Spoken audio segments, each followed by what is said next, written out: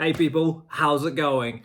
Welcome to another video. Welcome to another episode of Albums Ranked. It has been so long since, well, I say so long. For me, it's been so long since we did a complete discography ranking. Today, we are doing a completely, not left field, but a completely random one that I chose. Today, we're doing the power metal, thrash metal band from Florida, ICED.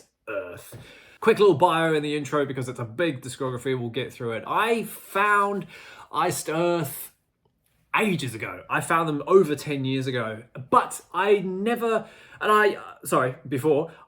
them 10 years ago, and I had like a small little selection of songs that I liked, and then I heard an album, and then I bought another album, and then I kind of just stopped there. I never dwelled into like who they were, where they came from, what their actual catalog sounds like. So today we are putting that to rest. We're going to sit here and go through all 12 of their studio albums. Now, Iced Earth have a lot of live stuff. They have a few EPs as of recently. They've got a lot of compilations, so none of that is included. It's just the studios. So that stupid soundscape narrative album, yeah, nah, we're not including that. Otherwise, we know what would be at the bottom before we've even started. But yeah, today we're doing Iced Earth. I'm super excited. It's a 12 album catalog. So without further ado, let's just get into it. So one thing I didn't realize about Iced Earth's discography is that a lot of their stuff is actually really, really good. I like power metal and I do enjoy thrash metal as well, but these guys have like this weird crossover between the two. Like, it's not power metal in terms of like some really flash leads, well, I mean, until later in their career, and like, but they also come with like high piercing vocals, and as well as low, not guttural, but low, thrash metal vocals. So yeah, they're kind of they're kind of all over the place with their genres. But like, for me, we're just gonna get into it. I'm sorry. Number 12 is Plagues of Babylon from 2014. This album goes at the bottom for me because, to be honest, it's, in my opinion, one of the more boring ones. Quite a few, if you binge their albums, you might find that they do start blending together. The riffs kind of sound the same. They all have the same maybe picking style, and the drums are very staccated and to the rhythm. Do you know what I mean? So a lot of it can blend together. So this one, unfortunately, falls at the bottom because not a lot of it is memorable, really. There were a few good ones, like The Culling I did really enjoy, and The End, and If I Could See You. I thought If I Could See You was probably the best one as well. Spirit of the Times, even though they're covers, and Highwayman, even though they're covers, they were good too. I genuinely really like them. Plagues of Babylon, the opening song as well, was cool. But like, it's a very stock standard thrashy Iced Earth album. Like, there's nothing fantastic on it. So unfortunately for me, that one falls at number 12. Cool. Number 11. Coming in at number 11 is The Dark Saga from 1996. Sorry, I don't know why I said 20. I knew it was an album. This is their fourth album. And this one, when I was listening to their entire lot, this one definitely took me by surprise. It's a lot more, you could say it's a lot more clean. It's a lot more melodic. And there's like hardly any thrash influence in this album, and I think that's why it comes down all the way down to number 11. It's not a bad album. That's one thing I want to get across for those of you maybe who aren't listening to Iced Earth, like me, who got into a few songs and then left there. Their albums are all good, like, but they're not all amazing. You know what I mean? Like, they don't have, in my opinion, they haven't got like that really one terrible album. Other than that stupid soundscape narrative one, but don't worry about it. Studio-wise, all their albums, they sound good if you like thrash metal, for just like standard heavy metal. They're really, really good. The Dark Saga is a cleaner metal album. It's pretty awesome. I Died For You, I think, is a very, very beautiful song. The Hunter was great.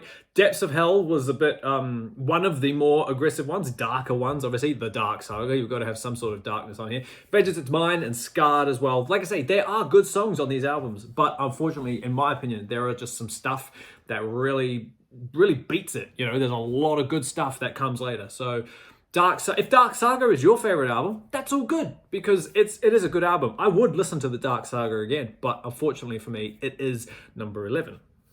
Number 10 is the 1998 album Something Wicked This Way Comes. Now, I saw a few posts and I read some stuff that a lot of people actually praise this album to be like one of the better ones. Obviously, that's not my opinion. It's a bit of a divided album. It's not terrible, but it's, in my opinion, not great either. Matt Barlow, the singer, he's sounding great on this album. This is which one's this? This is the 5th album, so they've come into their own, by this album, and it is a good time. Just like I keep saying, to me, there is stuff that's better.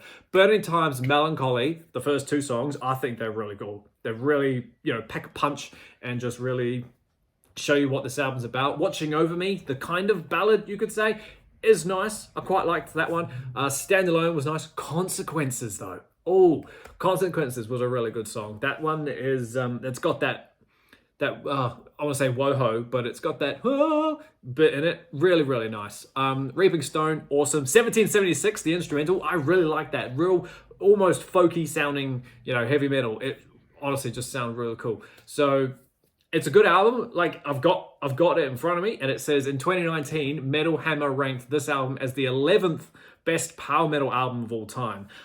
Nah. It's more on the thrash side than it is on the power metal side, but in my opinion. But yeah, it's number 11. I really hoped this album would be higher. Not because I just, wanted to, not because it's bad or whatever, but I'm a sucker for debuts. Number 9 is Iced Earth, the self-titled debut from 1990. So that's 30 years ago. So I didn't realize when I decided to give these guys a listen, I didn't realize that the debut dated back all the way to 1990. That's like prime death metal vibe, especially for a band that's come out of Florida. What else came out of Florida in 1990? Exactly.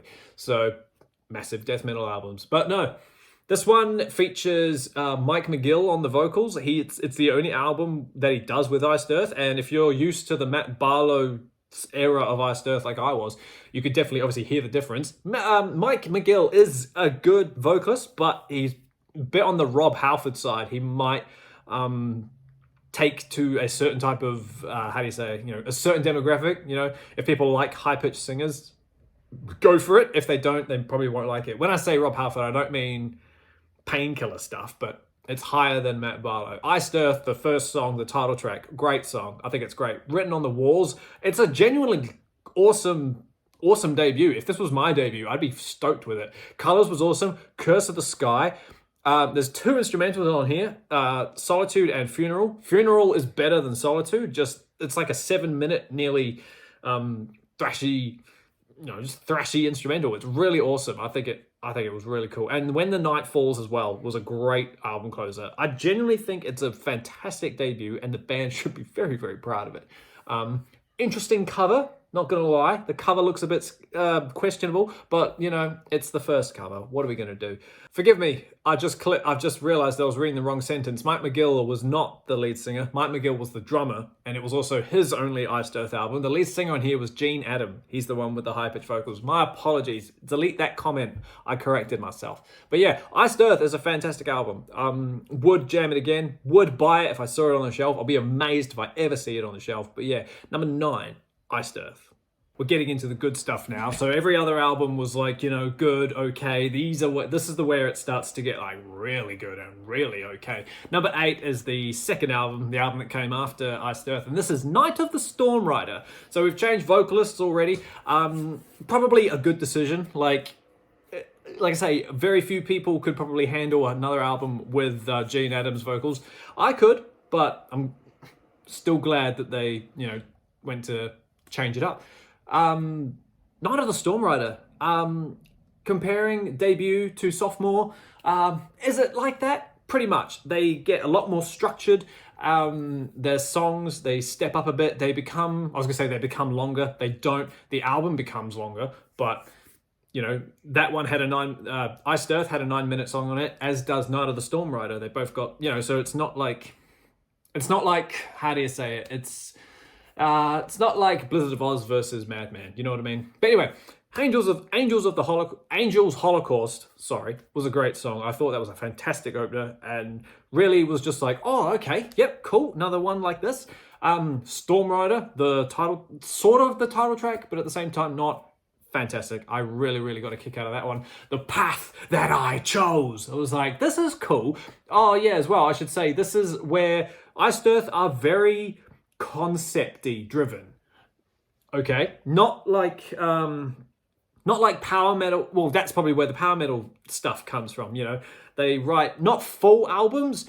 There are a few albums that have whole themes through it, which kind of make it concept-y. But an album like this is full concept, I'm pretty sure. It is a concept album centered on an idea that was created by, yeah. So this one is a full-blown concept. Other albums are like half concepts, which we'll get to later, which was from that Something Wicked Comes This Way. That's half concept too. I should have mentioned that, I'm sorry.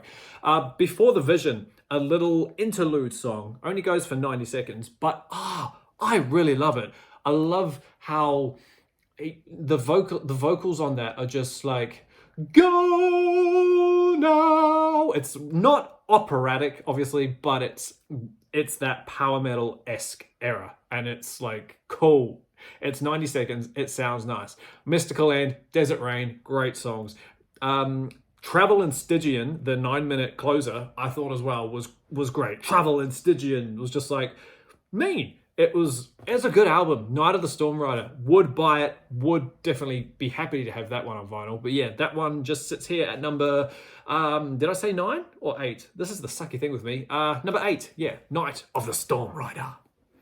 Number 7 is an album in the much later half of their career, and it is Dystopia from 2011. I remember when I spoke at the start about I had like the small little handful of Iced Earth songs that I dabbled in. The title track of this album was one of them.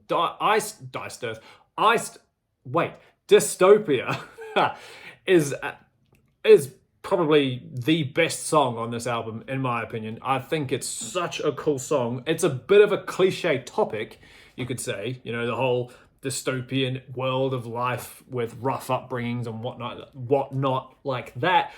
But I've always loved it. I love the little pre-chorus thing in it. If you try to resist me, you'll find me if you beg. You know, you'll find me inhumane. That's the lyric, yeah. I just think that little demonic little thing, I was just like, oh, that's cool. It's not a complex song by any means, but it's goddamn good. I love that song so much. And the second song as well, Anthem, which completely switches, like, it's almost like the ballad of the album, but at the same time, it's not, obviously, because it's like a heavy song, but it's a slower, heavy song, and it's a song that's about, like, it's the anthem to celebrate your life. That's the lyric. We'll send thunder. What is it? This is the anthem to celebrate your life. You know, it's like, lyrically, that song is really, really nice. I love it. Boiling Point, which is the complete opposite of Anthem, which is just this like fast, it's the shortest song. Yeah, it's 2 minutes 46. It's just this blitzkrieg of I'm at boiling point, I'm at breaking point. It's awesome. V is cool. Dark City is funny. Days of Rage is a bit simple. Days of Rage. But it's, you know, it is what it is. And Tragedy and Triumph, another fantastic album closer. Really, really good album. Really, really did enjoy listening to Dystopia. But again, I just come back to it, that fucking title track, I tell you. Easily top 3 Iced Earth songs in my opinion. But yeah, number 7, Dystopia. So good. Number 6 is an album with an incredibly long title, sort of, not really. Framing Armageddon, Something Wicked Part 1. This is the 8th album, released on September 11, 2007. I didn't know what to expect going into like this weird chunk of albums because I'd never heard them before. But holy damn, when I saw that it was like 68 minutes, an hour 8, 68 minutes long, 70 minutes long, I was like, good God, 19 tracks in an hour. I was like, all right, come on then. I better, take some time off to listen to it. I listened to this album about 4 times. I loved it so much. On first listen, I was like, I don't know how I feel about this. I'm a bit unsure where to put it. So I put it on again. and it just hit me. It just hit me in a much more different way, you know. Something Wicked, the song, awesome, just great. Even the overture, I got a kick out of the overture. Invasion, which is, you know, this sound of like this little area being invaded, you know, just cute and fun. Setian Massacre, awesome stuff. Reflections, great. 10,000 Strong. Oh, I loved 10,000 Strong. I thought 10,000 Strong was really, really cool. Most of my favorite songs come from after this half. Execution, instrumental, so much fun. Order of the Rose, awesome. Clouding, great. Framing Armageddon, the title track, was awesome too. When Stars Collide, literally all these songs were so cool. It is a long album, but it weirdly didn't feel like it went for 70 minutes. Like, there were probably a few on here that I could take out, but like, you know, the Domino Decree was funny as well. Like say, Framing Armageddon, it's a fun album. It is concept-y. It's part one of a part two of a concept, which I, you know, did mention before, that ICED are very concept-y, but it's still fun, you know. Obviously, we've got a little bit to go, so it's not perfect, but I'd give it like 8 out of 10. Honestly, Framing Armageddon is so cool. Number 5 is their third album. It is Burnt Offerings from 1995. I genuinely thought that this one was going to be number 1, purely for Dante's Inferno. That is another one of those songs that I've loved since dawn of time. Dante's Inferno was the most evilest, satanicist song at the time that I'd ever heard. I'd never heard anything devoted to hell as much as Dante's Inferno. So I genuinely thought, oh, Burnt Offerings will be number 1 without even trying. But obviously it's not. There are some stuff, in my opinion, better than Burnt Offerings. However, this is a fun album too. It's 8 tracks long, but because Dante's Inferno is such a long song, like 17 minutes, it's just over 50 minutes. So for like standard heavy metal album, it's okay. Burnt Offerings, the song, brilliant. You know, absolutely fantastic. Last December, the quick song, it's all right. Burning Oasis, Creature Failure. Oh, I really, really loved Creature Failure. But come on, guys. Dante's Inferno. What a goddamn song that is. This beautifully picked, daunting intro about, well, what's Dante's about? It's about, obviously, the story, the poem, Dante's Inferno, about Virgil traveling through the 9 layers of hell, just eventually making his way down to meet Satan. Just, oh, everything about that song just makes me want to be evil. You know what I mean? Other than Iron Maiden's The Number of the Beast, it was probably my first introduction to like dark satanic music, if you know what I mean. But like, oh, the rhythm picking on that song, you know, it makes Disposable Heroes look like child's play. Do you know what I mean? It's just like, wow, beastly. Honestly, 16.5 minutes of pure gold, of pure evil gold. I just think it's great. But yeah, Creature Failure had a really, really awesome, just a whole vibe to it. The chorus was fantastic. I thought it was great. Matt Barlow did a fantastic job on this album, really honed in, you know, his singing capabilities, and thought he did well. But yeah, honestly, Burnt Offering is a fantastic album, and I was surprised to see that I chucked it, you know, as low as 5. I generally thought, okay, surely top 3. But no, that's not the case. Number 4 is their latest album, 2017's Incorruptible. I actually own this album. It's on the shelf. I should have grabbed it, but I can't be bothered. This album I bought in Australia at some point in time while we were over there, and I don't know why. I bought it. I remember when this album came out. This album came out on June 16. That is my birthday. So I remember getting hyped. The singles off this album were so goddamn amazing. You know, literally this is 10 songs. The first 5, so side A, we'll call it, is literally 10 out of 10, every single is just fantastic. The Great Heathen Army, you know, purely inspired, surely from Vikings and the battle, you know, when they went back to England to raid after Ragnar died, you know, Bjorn, Ivar, Fitzurk, every Viking ever. That's a great That's awesome. As an opener, I think it's awesome. Black Flag, haha. If you know anything about me, you know that I've also got a song called Black Flag. I wrote that song back in 2014, so I have title rights to Black Flag. But yeah, Black Flag is obviously a pirate song, absolutely beautiful. Raven Wing, beautiful ballad. Honestly, so nice. When I listen to the album, I genuinely forget about Raven Wing because it's not in my, I haven't put it in my shuffle. I don't know why. The Veil, probably could be another ballad, but a little bit heavier than Raven Wing. This song is just so beautifully melancholic. It's quite depressing, but I goddamn love it so much. I think The Veil is beautiful. Seven-Headed Whore, which is the thrashiness that they probably get on this album. Seven-Headed Whore is just this little, how quick is it? Yeah, it's literally 3 minutes long. Just this almost demonic. Oh, we've got a different vocalist on this album, eh? What's his name? Stu, blah, blah, blah, blah, blah. Where is he? Stu Block, yeah. His vocal, he did vocals on Dystopia as well. He did such a fantastic job. That high-pitched Fallen Angel part, honestly, it's great. And then the second half of the album does fall, like, it isn't, the second half of the album doesn't come on par to the top half of the album, but it's okay because Ghost Dance makes up for it, the little instrumental thing, as well as Clear the Way. Now, Clear the Way is this, 10-minute epic that could have been much more. Clear the Way, December 13, 1862 is the whole name of the song. And it, like I say, it just falls short of like a glorious epic. Do you know what I mean? Like, it's just the same chords for 10 minutes with a little clean bit in the middle. And it has epic potential, but it just could be, it just falls. But it's still a cool song nonetheless, if you just take out your mind that it's trying to be an epic song. But yeah, number 4 is Incorruptible. Number 3 is The Crucible of Man, Something Wicked Part 2. So this comes off the Something Wicked Part 1. Obviously, this is another long album. This one was released in 2008. It's fantastic. If you think that I thought Part 1 was great, Part 2 is just so much better. Like I say, it's another long one. This one goes for 59 minutes, so it's literally just shy of an hour, but doesn't feel like it, I promise you. In Sacred Flames, just a cute, just a little 90-second intro. Awesome. Behold the Wicked Child, just get straight into it. Honestly, so great.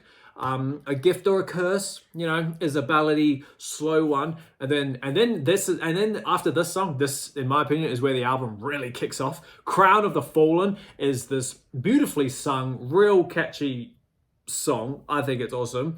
Crown of the Fallen. It's just like, cool. He's who sings it? This is Mark. Is this Matt Barlow? Yeah, it is. Matt Barlow is on this one as well. He's obviously honed in how he sings now. He sounds so good. King of the Fallen. I Walk Alone is awesome. I think that one's great. That one's this one's about, what's that one about? It's about like humans being wrong, humans being stupid, things like that. There's a whole concept to this whole thing that I obviously haven't gotten into. If you're interested, please go read it. It's awesome. I Walk Alone is probably my favorite song on this album. Harbinger of Fate is great. Crucify the King is a slower one. I say slower, it's just like, it's slow tempoed. It's not a ballad.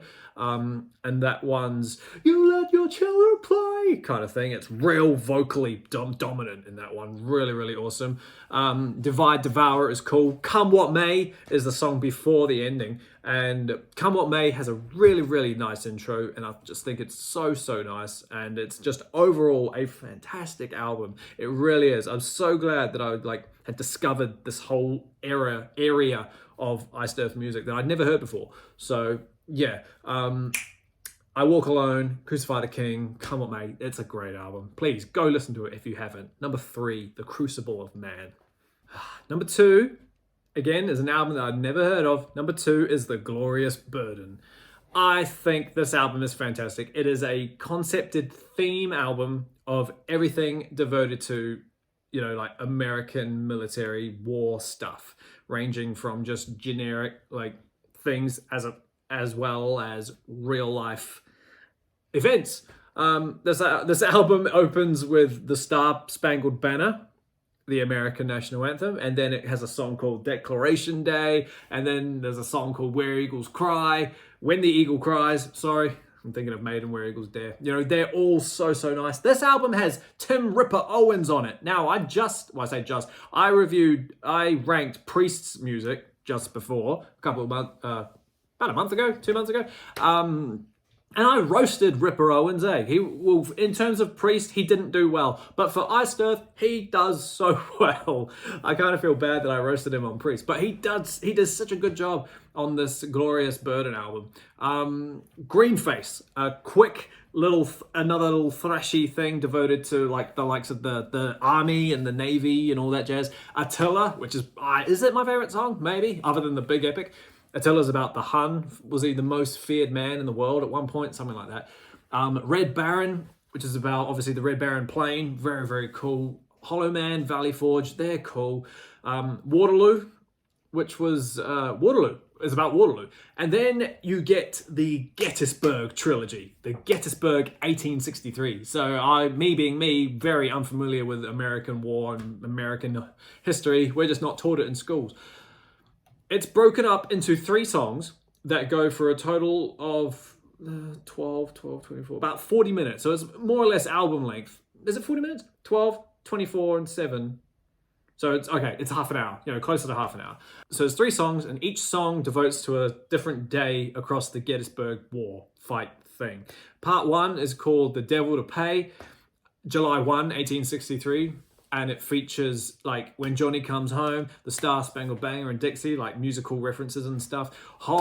Track 2 is called Hold at All Costs, July 2, 1863, and track 3 is called High Water Mark, July 3, 1863. By the end of it, I was gobsmacked. I was like, this is already knowing what Clear the Way was when I listened to this. I was like, this is what Clear the Way was trying to do in one song as opposed to a half an hour trilogy. The Glorious Burden was a fantastic album. You have an album full of beautiful, heart-touching songs, about some really passionate stuff. And then you get the violent side from Gettysburg, and it's just so good. If you haven't heard the Gettysburg trilogy, please go look at it. It's so good. And read it on Genius too. I learned a lot whilst reading the lyrics and clicking on the Genius to help me get more info out of it. Really, really awesome stuff. It's so good. Yeah, number 2, The Glorious Burden. And so, yeah, a bit of a random one. Number 1, for me, the top Iced Earth album, in my opinion, is Horror Show. The reason for this, I was already familiar with this album. I've loved every song on it since I found the band. This is where I first found the band. I found their cover of Iron Maiden's Transylvania, and they made it so much heavier and so much more cool. I was like, this is cool. Who are these guys? And then I heard this album, a whole concept-y themed album of every song being devoted to a certain different aspect in horror and all things bad. I was like, this is a bit of me. What is this? This album is fantastic, and I've loved every song. Like I said, Wolf, the first song, is obviously about werewolves. It's pure. It's definitely a beautiful blend between power and thrash metal for this song, because it's like a bit like all that stuff. But then it opens with this high that I can't do. So yeah, awesome fun. Track 2, Damien, easily my favorite off this album. Damien being inspired by The Omen. Again, satanic, 10 minutes long. I just think it's awesome. The chorus is just the Bible thing from the film when the Jews return to Zion and all that does. If you listen to it on headphones, you can faintly hear in the background 666 just before the chorus comes. It's so good. I love it so much. Jack, track 3, inspired by Jack the Ripper. Again, so fun. That one's got a great chorus. I think it's beautiful. Ghost of Freedom is the first little bit of slow stuff, because Damien had slow stuff too, but it's 10 minutes, so it's deemed an epic, not a ballad. Ghost of Freedom is slower. Pretty cool. Emotep, Curse from the Mummy, that's a fun song too. Jekyll and Hyde, great stuff. Dragon's Child. I love his voice. Matt Barlow sounds so good on this album. I think it's fantastic. And then obviously the Transylvania cover, great stuff. Frankenstein, obviously, Dracula, and then the Phantom Opera Ghost. That one's a duet, I'm pretty sure. Yeah. And it's obviously, it's so good, honestly. You might think that Horror Show is a bit of a weak album, but it's just because It's the one I'm most familiar with. It's easily my favorite, and I love it so much. So please, if you haven't listened to Horror Show, go listen to it. It's a good time. You won't regret it. Booyah! There we go, team. There's my Iced Earth ranking. Let me know down below what your favorite albums are. Let me know why mine are wrong. Let me know why Something Wicked is actually the greatest power metal album of all time. But yeah, thank you so much for hanging out with me, team, while I sit here and we finally get through another ranking. It was so much fun. I hope I didn't go on too long. I tried to cut my little paragraphs down just so we can, keep your attention span, really. But yeah, let me know down below what your favorite ones are, and I'll reply in the most polite way that I can if depending on how much your opinion differs to mine. But yeah, thank you so much for hanging out with me, team, while we sit here and go through Iced Earth. Keep an eye out for the next video. I don't know what it'll be, but also keep an eye out for my debut album. It's coming out on June 6th, which is now 3 days away. It's coming out on Tuesday, so it drops on Spotify. There's a few songs already on YouTube. Go look at them. They're so cool, I promise you. But yeah, keep an eye out for that, and until that happens, team, stay inside, stay safe, listen to Iced Earth, listen to Rusty Darlington, and I will see you all in the next video. Later, team.